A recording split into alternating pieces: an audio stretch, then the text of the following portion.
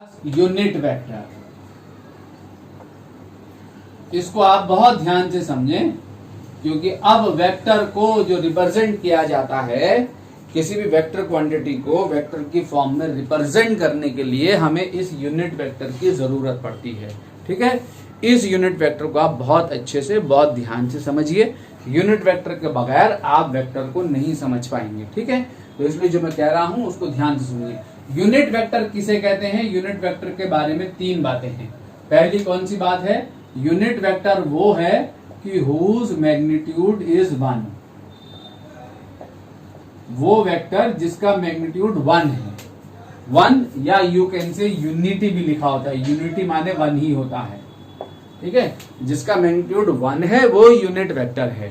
ठीक है, unit vector के बारे में दूसरी बात यह है बच्चों कि which is unitless. Unit vector वो है जिसकी कोई यूनिट नहीं होती। ठीक, कोई यूनिट नहीं हुई। जैसे 1 है आपके पास, ये 1 है, ठीक है, और 1 kg है, तो दोनों में बड़ा फर्क है। ये सिंपली एक नंबर है, यूनिटलेस नंबर है, और ये 1 kg मास है।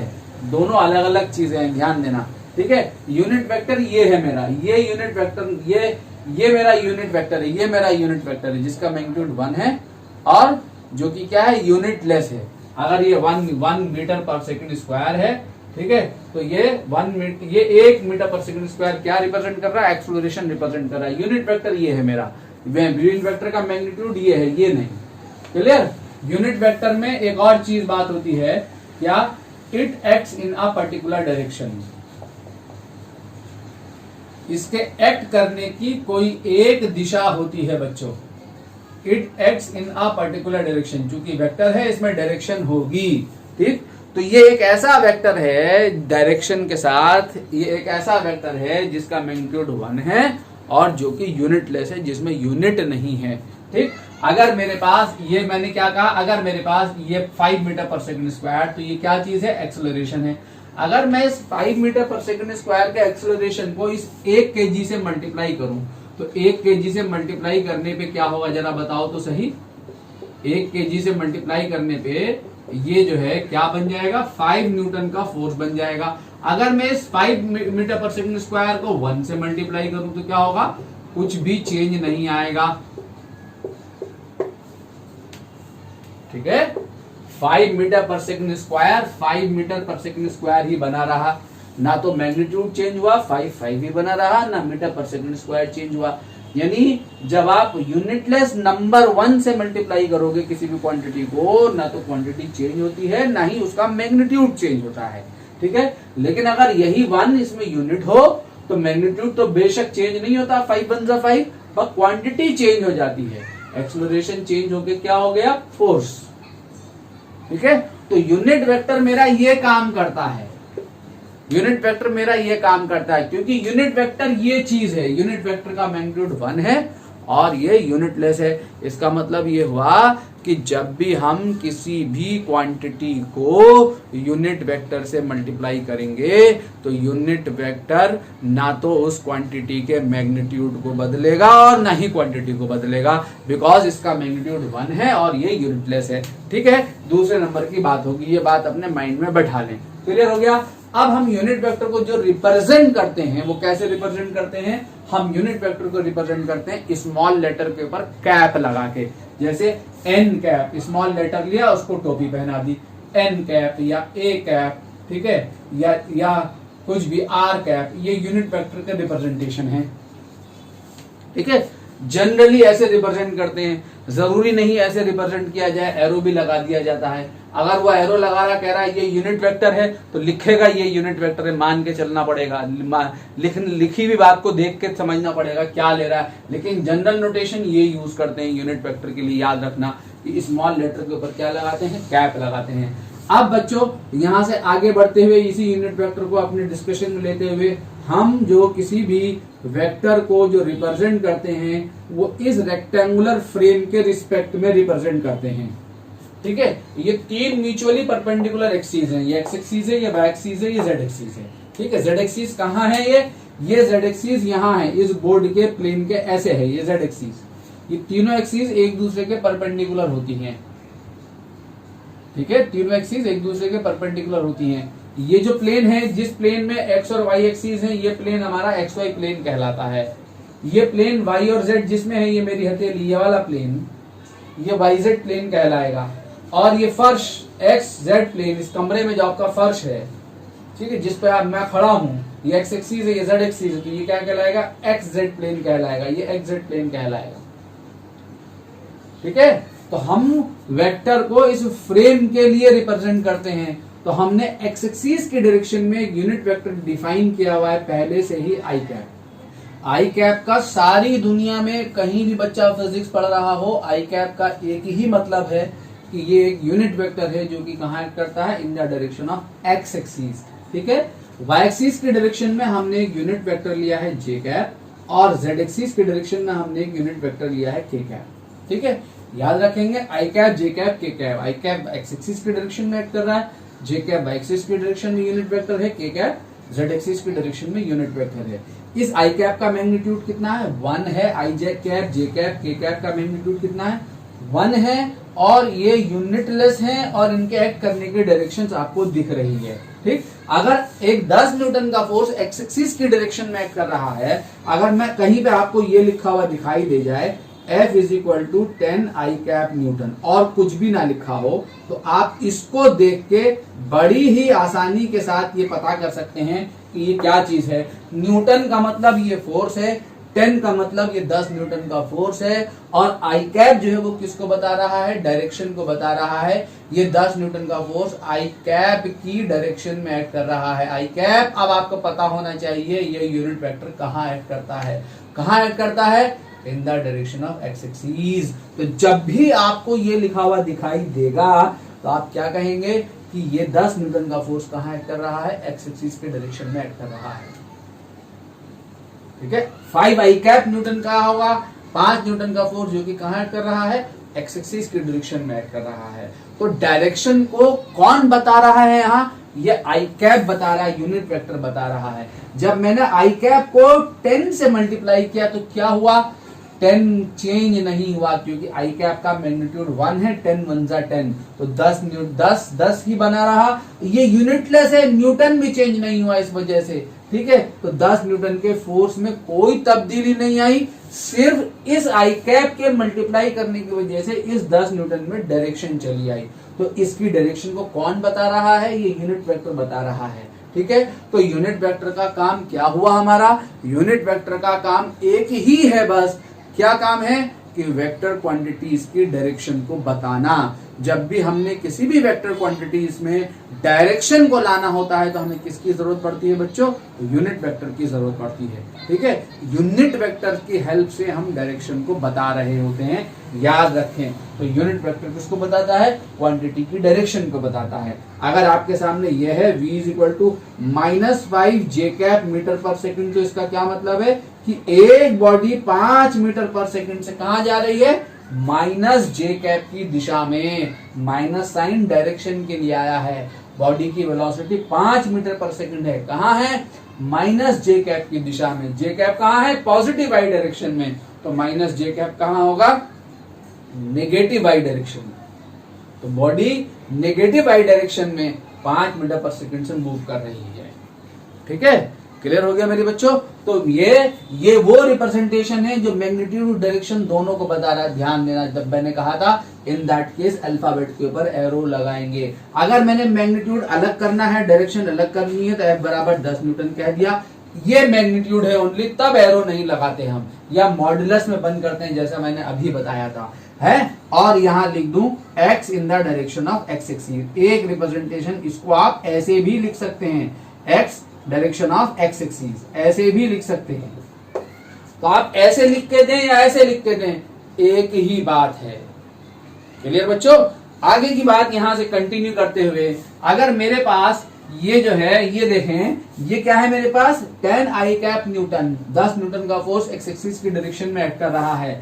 F is equal to 10 i cap newton है। इसका मैग्नीट्यूड कितना होगा मेरे बच्चों, इसका मैग्नीट्यूड होगा 10 न्यूटन। ठीक, अगर मैं इस फोर्स को इसके मैग्नीट्यूड, इस वेक्टर को इसके मैग्नीट्यूड से डिवाइड कर दूं, ये वेक्टर कितना था, 10 आई कैप न्यूटन था। इसको 10 न्यूटन से डिवाइड कर दूं तो क्या होगा, ऊपर भी न्यूटन है यूनिट, नीचे भी न्यूटन है यूनिट, तो न्यूटन अपॉन न्यूटन क्या बचेगा, यूनिटलेस। ठीक है, ऊपर भी 10 है नीचे भी 10 है, तो 10 से 10 कटा, न्यूटन से न्यूटन कटा, बचा क्या, ओनली आई कैप। क्या बच गया, ओनली आई कैप। एक यूनिटलेस वेक्टर मिल गया। कैसा वेक्टर मिल गया, यूनिटलेस, जिसका मैग्नीट्यूड 1 है। ठीक है, तो ये क्या मिल गया आपको, यूनिट वेक्टर मिल गया। इसका क्या मतलब, इसका मतलब ये हुआ कि जब भी हम किसी वेक्टर को उसके मैग्नीट्यूड से डिवाइड करेंगे, जब भी हम किसी वेक्टर को उसके मैग्नीट्यूड से डिवाइड करेंगे तो क्या होगा, हमें उस वेक्टर की दिशा में, ये फोर्स कहां था, एक्स एक्सिस की दिशा में था, यूनिट वेक्टर कहां मिला, एक्स एक्सिस की दिशा में मिला। तो किसी भी वेक्टर को जब भी उसके मैग्नीट्यूड से डिवाइड करोगे तो उसी वेक्टर की दिशा में हमें यूनिट वेक्टर मिल जाएगा।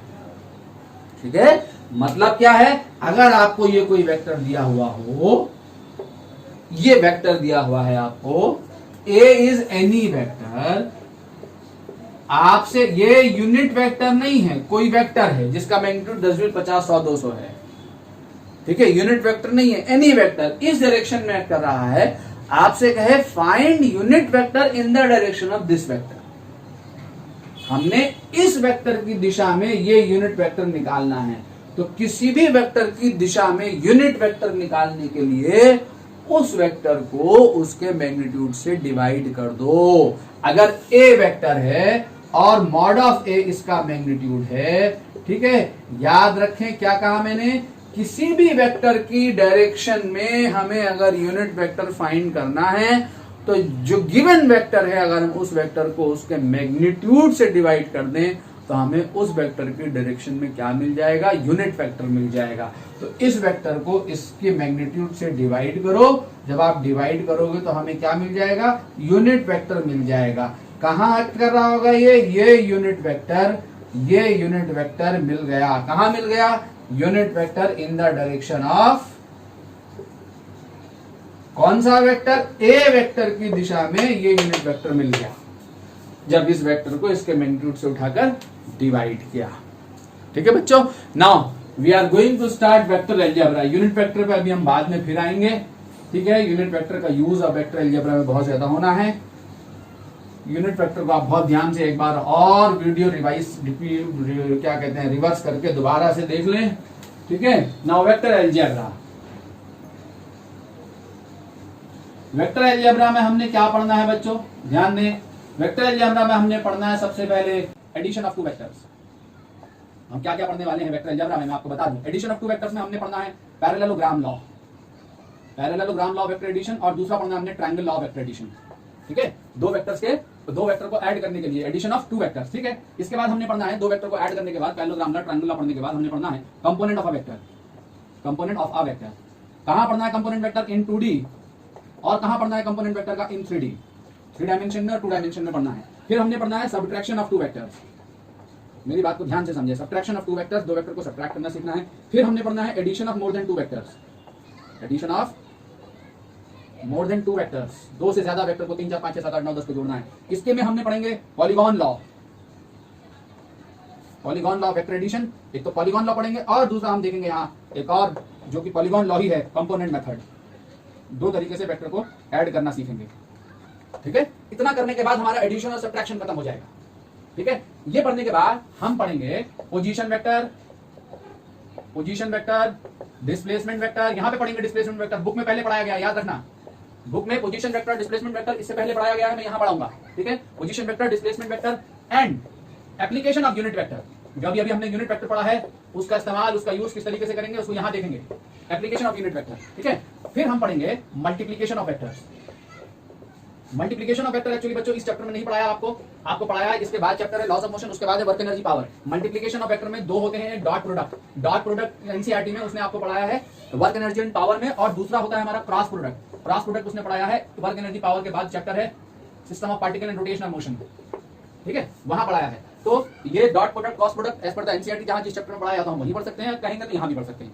ठीक है, जैसा आप कहेंगे मैं वैसा कर सकता हूं। ठीक है बच्चों, तो मैं स्टार्ट कर रहा हूं सबसे पहले एडिशन ऑफ टू वेक्टर्स। तो टू वेक्टर्स के एडिशन के लिए हमारे पास एडिशन ऑफ टू वेक्टर्स में देखें जरा, एडिशन ऑफ टू वेक्टर। सबसे पहली बात, कोई टॉपिक छूटा रह जाए, छूटेगा नहीं, लेकिन बता दीजिएगा मुझे, बाय द वे अगर कुछ हो जाए। एडिशन ऑफ टू वेक्टर्स में हमारे पास जो सबसे पहला है वो है parallelogram law of vector addition. Parallelogram law of vector addition क्या कहता है? पैरेललोग्राम लॉ स्टेटमेंट देखें। सबसे पहले स्टेटमेंट आपको जरूरत पड़ती है 11 में।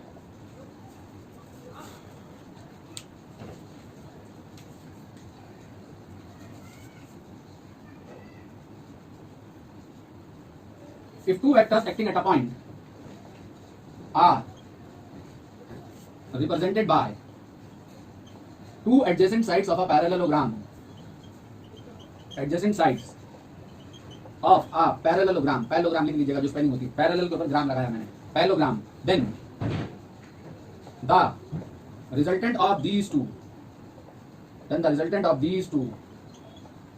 will be represented by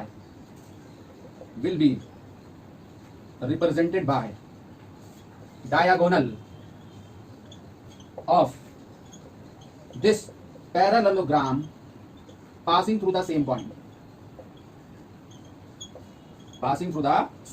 ये स्टेटमेंट है।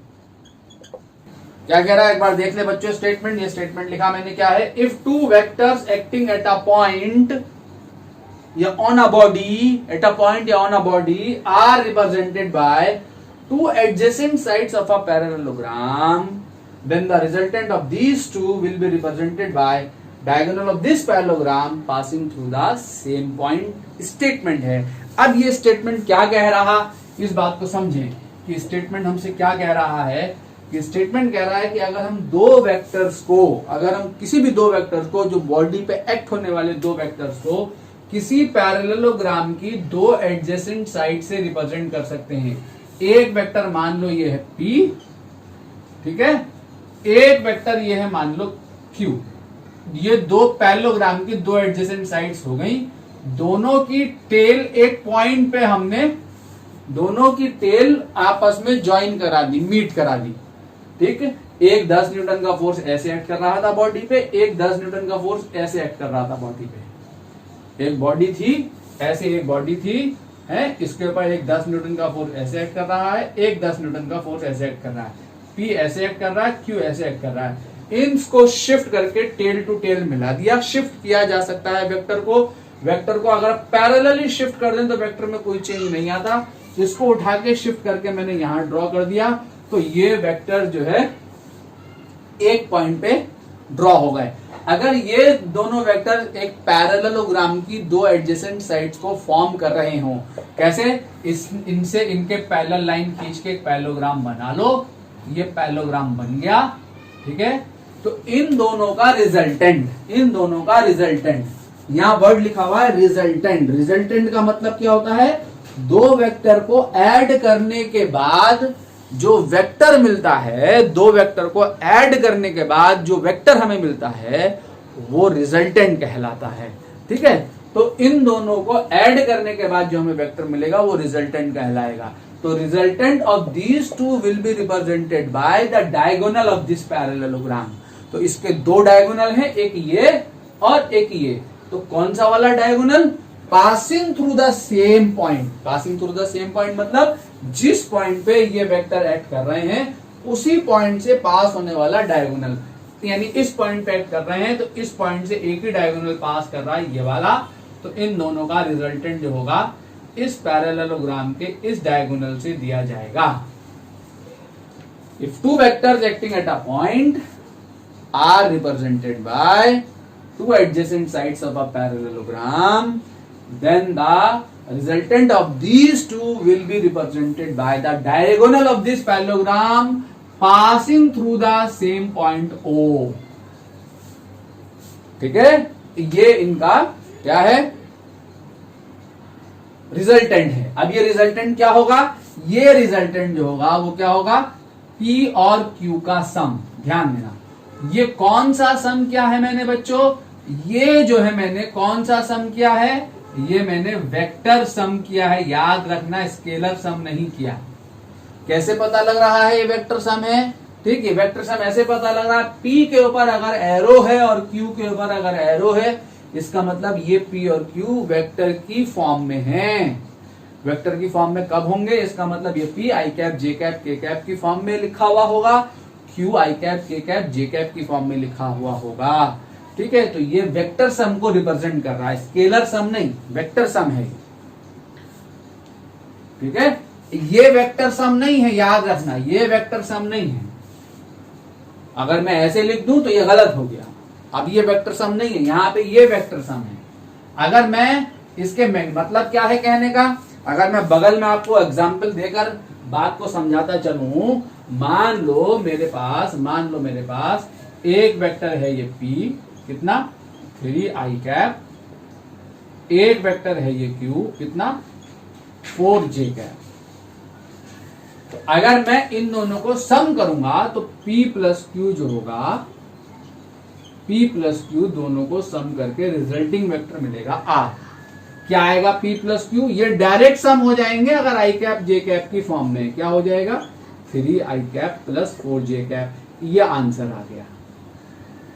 जब मैंने ऐसे लिखा P प्लस Q तो इसमें इस रिप्रेजेंटेशन में मैग्नीट्यूड और डायरेक्शन दोनों हैं। मेरी बात को बहुत ध्यान से सुने, बहुत ध्यान से, प्रूफ अभी कराऊंगा सारी बातों का। इसमें मैग्नीट्यूड भी है, डायरेक्शन भी है, यानी P प्लस Q क्या आया 3i cap plus 4j cap. 3i cap plus 4j cap में मैग्नीट्यूड भी है और डायरेक्शन भी है। अब मैग्नीट्यूड कितना है, डायरेक्शन कितनी है, ये अभी धीरे धीरे पता लगेगा। ठीक है, अब अगर आपके सामने ये गिवन हो, मान लो इसका मैग्नीट्यूड कितना है 3, डायरेक्शन क्या है एक्स एक्सिस, इसका मैग्नीट्यूड कितना है 4, डायरेक्शन क्या है वाई एक्सिस। अगर मुझे इसको जोड़ने के लिए कहे, अगर आप इसको ये करना हो, आप कहें कि P plus q is equal to r, तो क्या आ गया 3 प्लस 4 इज इक्वल टू 7, ये आ गया। तो ये गलत हो गया, याद रखो ये गलत हो गया। अब ये वेक्टर एडिशन नहीं रहा। ठीक है, तो मैग्नीट्यूड को अगर जोड़ रहे होंगे तो मैग्नीट्यूड को बिल्कुल भी ना जोड़ने की कोशिश करेंगे। ऐसे मैग्नीट्यूड कैसे जुड़ेगा, ऐसे जुड़ेगा, ऐसे। ये 3 लेंथ की साइड है एक पैरेललोग्राम की, ये 4 लेंथ की साइड है पैरेललोग्राम की। इसके इन दोनों साइड के बीच का ये एंगल गिवन होगा। ठीक है, ये वेक्टर साइड मतलब इस वेक्टर का मैग्नीट्यूड P इज 3 लेंथ, इस वेक्टर का magnitude is the length of this side which is Q, and angle between them is theta, ये आपको गिवन होगा। तो OA is the length, OB another side. तो इन दोनों को जोड़ने के बाद जो वेक्टर मिलेगा वो कौन होगा, OC जो लेंथ होगी, OC जो वेक्टर होगा, ये OC निकालना होगा। OC कैसे निकलेगा, छोटी क्लासेस में आपने ज्योमेट्री से डायगोनल निकाला है, रेक्टेंगल का डायगोनल निकाला है, स्क्वायर का डायगोनल निकाला है, रोम्बस का डायगोनल निकाला है, पैरेललोग्राम का डायगोनल निकाला है। ठीक है, तो जैसे डायगोनल निकालते हैं वैसे ही यहाँ इस डायगोनल की लेंथ निकाल देनी है P, Q और थीटा के टर्म में। जब आप निकालेंगे तो वो यहाँ पे रिजल्टेंट देगा। वो कैसे निकल के आएगी, अगर मैंने ओनली मैग्नीट्यूड, बच्चों ये स्टेटमेंट को मैं मिटा रहा हूं, ठीक है, यहां मुझे जगह चाहिए। अगर मैंने ओनली मैग्नीट्यूड निकालना है, मैग्नीट्यूड ओनली, और दोनों में से कोई एक आंसर देते हैं, अगर मैंने ये आंसर दे दिया तो कंप्लीट हो गया है। इसमें मैग्नीट्यूड और डायरेक्शन दोनों हैं। अगर मैं मैग्नीट्यूड ओनली बताना चाहता हूं, मैं मैग्नीट्यूड अलग बताना चाहता हूं और डायरेक्शन अलग बताना चाहता हूं, मान लो late P and Q be the magnitudes of P and Q, and theta be the angle between them। ठीक है, मान लिया P और Q, वेक्टर P का मैग्नीट्यूड P है, वेक्टर Q का मैग्नीट्यूड Q है, और थीटा इन दोनों के बीच का एंगल है। तो रिजल्टेंट जो है, रिजल्टेंट R, दो वेक्टर को ऐड करने के बाद जो वेक्टर मिलता है उसको रिजल्टेंट कहते हैं मेरे बच्चों।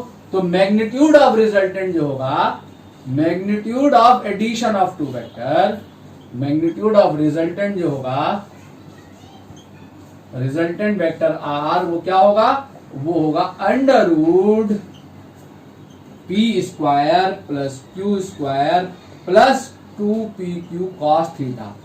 वैसे p प्लस क्यू नहीं, याद रखें, under root p square plus q square plus 2pq cos theta.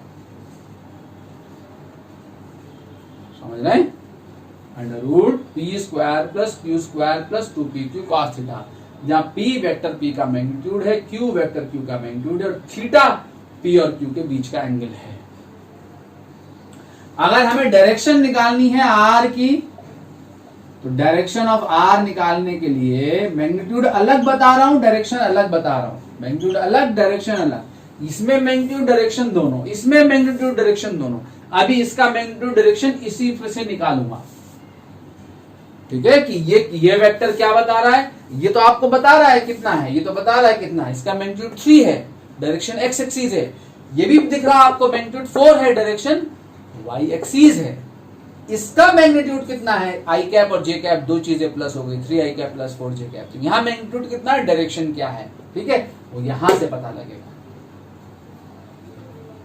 समझ रहे कैसे पता लगेगा? डायरेक्शन ऑफ आर बताने के लिए हमें पी पता है कहां है, क्यू पता है कहां है, आर हमने निकालना है, उसका मैग्नीट्यूड हमने ये निकाल लिया, ओ से सी तक की लेंथ है ये, वो ये निकाल ली हमने, ठीक है, एनालिटिकली। अब मैं इसका डायरेक्शन निकालना चाहता हूं, तो मैं इस आर की डायरेक्शन किसी भी एक वेक्टर से एंगल निकाल दूं, या तो पी से निकाल दूं या क्यू से निकाल दूं। मान लो ये आर पी से एंगल अल्फा बना रहा है, लेट, मैं पी से बता रहा हूं, ठीक है, आप क्यू से भी निकाल सकते हैं, कोई दिक्कत नहीं है, ठीक है। Let r makes angle alpha with p, तो अल्फा जो है वो डायरेक्शन हो जाएगी। अल्फा क्या हो जाएगी, alpha will be the direction of this vector. Let this r makes angle alpha with p, ठीक। तो यहां से tan alpha is equal to, ये कैसे आ रहे हैं फॉर्मूले, इसका प्रूफ है बच्चों आपके लिए, जो 11th में पूछेगा, अभी मैं कराऊंगा थोड़ी देर में प्रूफ पे मैं नहीं जा रहा हूं, पहले समझा रहा हूं। तो tan अल्फा क्या होगा, tan alpha is equal to किससे निकाली आर की डायरेक्शन हमने, पी से, तो जिससे निकाली उसको छोड़ दो, पी को छोड़ दो, छोड़ दिया पी को, क्या ले लो, क्यू साइन थीटा अपॉन इन दोनों के बीच का एंगल थीटा, यही वाला ले लो P plus Q cos theta. यहां से आपका अल्फा निकल आएगा, ठीक है। अगर ये इससे एंगल देना चाहते हो, मान लो क्यू से बना रहा बीटा, तो क्यू को छोड़ना होगा, फिर लोगे P sign theta upon Q plus P cos theta, ठीक है। ये मैग्नीट्यूड है और ये डायरेक्शन है। जैसे यहां पे आप निकालना चाहते हैं, अगर यहां पे निकालना चाहते हैं तो यहां पे निकाल सकते हैं। इसका मैग्नीट्यूड कितना है, 3, डायरेक्शन क्या है, एक्स एक्सिस। अगर मैग्नीट्यूड कितना है, 3, इन दोनों को जोड़ना है, मैंने इन दोनों मैग्नीट्यूड को जोड़ना है, 3 + 4 को जोड़ना है। तो 3 + 4 कैसे ऐड होंगे, जरा देखें तो सही कि कैसा है 3 का मैग्नीट्यूड। इसका मैग्नीट्यूड कितना है, 3, कहाँ, एक्स एक्सिस की डायरेक्शन में। इसका मैग्नीट्यूड कितना है, 4, कहाँ, वाई एक्सिस की डायरेक्शन में। तो इन दोनों को कौन जोड़ेगा, इन दोनों के पैरेललोग्राम का डायग्राम ये आएगा, जो कि कितना आएगा, अंडर रूट कितना आएगा, under root a p square, p कितना है 3, under root 3 square plus 4 square q square plus 2 × 3 × 4 plus 2 × 3 × 4 into इन दोनों के बीच का एंगल, 3 और 4 के बीच का एंगल, जो कि कितना है 90 डिग्री, ठीक है। और cos 90 कितना होता है, 0। तो जब ये 0 हो गया, ये टर्म 0 हो गया, तो आपका r कितना आ जाएगा, under root 3 square is 9, 4 square is 16, 16 + 9 under root 25 कितना आएगा, 5। तो इस वेक्टर का मैग्नीट्यूड कितना है, 5 है। तो 3 + 4 यहाँ 7 नहीं है, कितना है, 5 है। तो ये कितना है, मैग्नीट्यूड 5 है। इसको आप ऐसे भी निकाल सकते हैं, ये 3 है, ये 4 है, तो यहाँ पाइथागोरस भी लग सकती है। देखो ये पैरेललोग्राम है, रेक्टेंगल, ठीक है। जब पैरेललोग्राम देख रहे हैं, ये कौन सा पैरेललोग्राम है, रेक्टेंगल है, रेक्टेंगुलर पैरेललोग्राम समझ सकते हैं, रेक्टेंगल, ठीक है।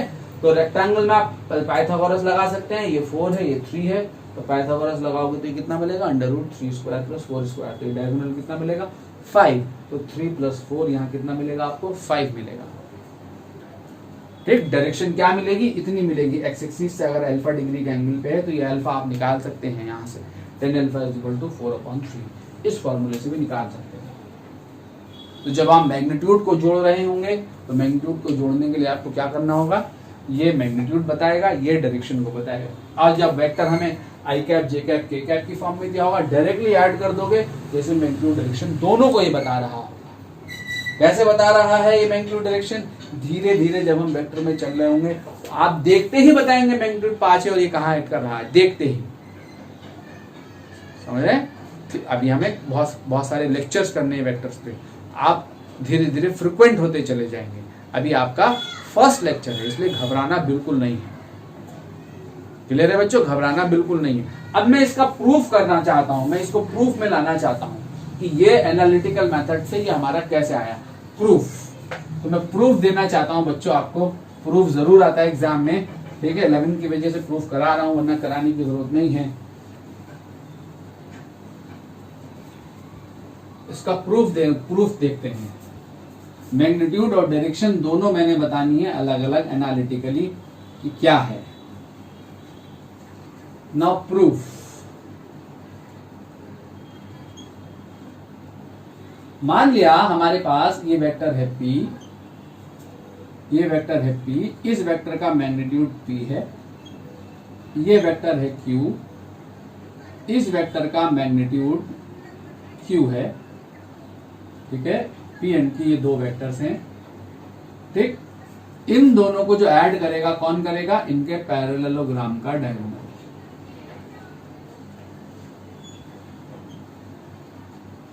ये R, ठीक है। मैंने ये R निकालना है, OA is the vector P, OB is the vector Q and OC is the resulting vector. मान लेते हैं P एंड Q एक्ट कर रहे हैं एक दूसरे से थीटा डिग्री के एंगल पे। तो मैंने क्या निकालना है, R का मैग्नीट्यूड निकालना है। तो मैंने निकालना है सबसे पहले मैग्नीट्यूड ऑफ R।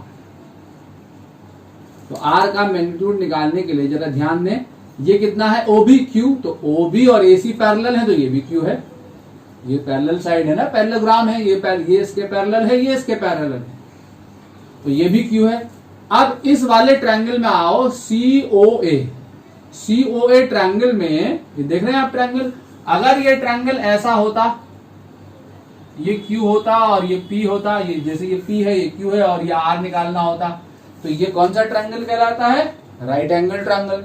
तो राइट एंगल ट्रायंगल में साइड्स पता हो, डायगोनल ये निकालना हो, ये वाली साइड निकालनी है हाइपोटेन्यूज, तो ये तो आप निकाल सकते हैं पाइथागोरस लगा के, R is equal to √P² + Q², बड़ा इजी है। बट यहाँ समस्या क्या है कि ये जो ट्रायंगल है COA, ये मेरा राइट एंगल ट्रायंगल नहीं है, ठीक। जब ये राइट एंगल ट्रायंगल नहीं है तो मुझे क्या करना है, मुझे इसको जबरदस्ती राइट एंगल ट्रायंगल बना देना है, ताकि मैं ये पाइथागोरस थ्योरम लगा सकूं। जबरदस्ती कैसे बनेगा राइट एंगल ट्रायंगल, देखो जबरदस्ती ऐसे बनेगा कि इस OA को एक्सटेंड करोगे, डॉट डॉट डॉट डॉट करके आगे बढ़ा के, एक्सटेंड करके C से इस पे परपेंडिकुलर खींच डालोगे, और जब परपेंडिकुलर खींच के लाओगे तो ये मान लो N आया, तो अब आपका CON एक राइट एंगल ट्रायंगल बन गया आपका। ये CON ये राइट एंगल ट्रायंगल बन गया। इस CON में O से लेके A तक तो आपको पता है कितना है P, और आपको क्या पता होना चाहिए, AN पता करना है। AN यहां से यहां तक की लेंथ आपको पता है P है, आपको ये पता लग जाए तो ON पता लग जाएगा, और CN पता करना है कि CN कितना है, ये आपको नहीं पता है। आपको ये R नहीं ना पता करना, OC डायगोनल, तो इसके लिए क्या करना है जरा देखें ध्यान से। अगर ये एंगल मेरा थीटा है, ये एंगल, ये वाला एंगल, तो ये एंगल कितना होगा जरा बताओ तो सही, ठीक है। ये इसी लाइन को एक्सटेंड किया, ये दोनों पैरेलल है ना, तो ये भी थीटा। तो हमने जो किया वो लिख दे, क्या किया हमने किया ड्रॉप, हमने जो किया वो लिखना पड़ेगा, ड्रॉप परपेंडिकुलर, क्या नाम है परपेंडिकुलर का, CN। कहां से करा हमने परपेंडिकुलर ड्रॉप, फ्रॉम C से किस पे करा, टू OA कर दिया ड्रॉप, ड्रॉप करने के बाद में AN और CN निकाल लूं, किसमें? In triangle CAN। Now in triangle CAN देखो तो सही, cos थीटा क्या होगा? cos थीटा होगा base AN upon hypotenuse CA कितना है? Hypotenuse base Q। तो यहां से AN कितना आ गया? यहां से AN आ गया Q cos थीटा। तो ये पता लग गया मुझे Q cos थीटा। तो ON कितना हो गया? P plus Q cos theta. ठीक है बच्चों, इसी ट्रायंगल में, इसी सेम ट्रायंगल में, ये परपेंडिकुलर निकालना है, हाइपोटेन्यूज है, ये राइट एंगल ट्रायंगल है ना, इसी ट्रायंगल में sin theta is equal to कितना होगा? CN upon hypotenuse. हाइपोटेन्यूज कितना है? Q।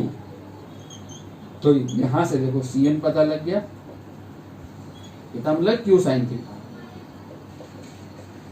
ये पता लग गया हमें Q sin theta.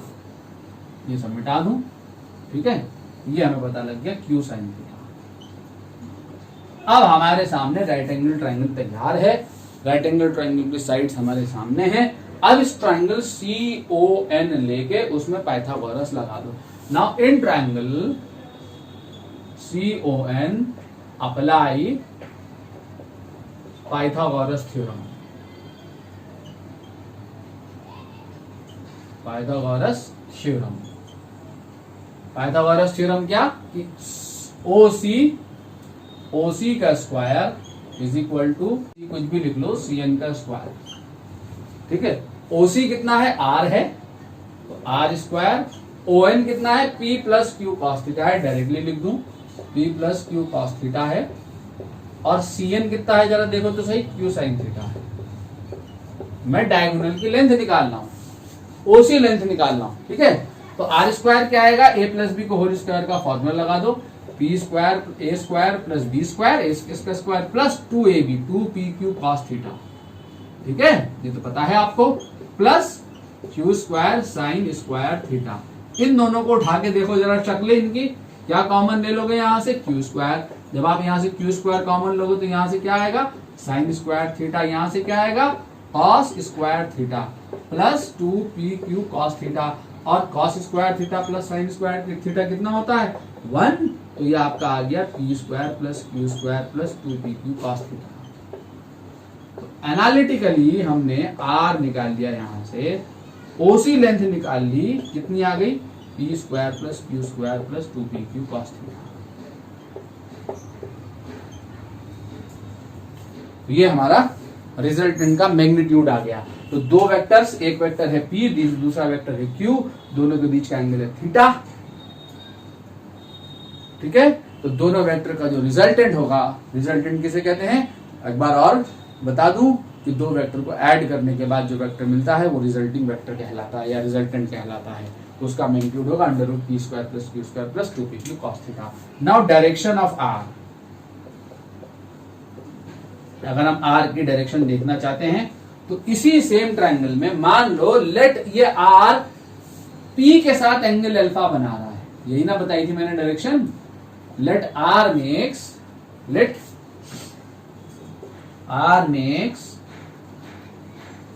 Angle alpha with P। तो इन ट्रायंगल, इसी ट्रायंगल में जिसमें पाइथागोरस लगाई थी आपने, कौन सा triangle? CON। tan alpha is equal to क्या होगा जरा बताओ तो सही मेरे बच्चों? tan alpha is perpendicular upon base. Perpendicular कितना है? CN और बेस कितना है? ON। ठीक है, तो यहां से कितना आएगा आपका tan अल्फा? CN डालो, CN is Q sin theta और ON is P plus Q cos theta.